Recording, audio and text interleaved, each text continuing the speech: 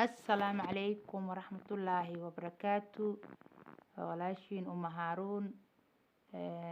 maanta waxaan noo wadaa duco oo aniga waan soo bartay. ducadaasna waxaa soo warisay Umu Salama, Allah ka raali noqdee. waana duco laga soo wariyay rasuulka sallallahu alayhi wasallam. waana duco saxiix ah, waxaana la akhristaa subaxdii markuu waaga bariyo la akhristaa. waa duco marka bacdi salaad subax la akhristo.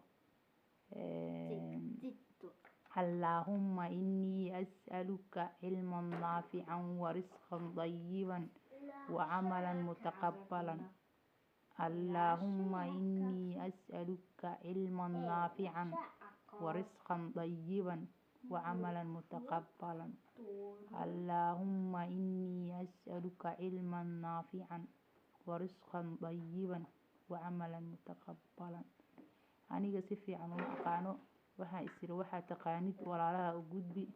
waa tii la yiri alif laam miim xaraf waaye, marka sidaas darteed aan usoo gudbiyay. hadday akhrinta iga qaldan tahay raalli ahaada. please subscribe and look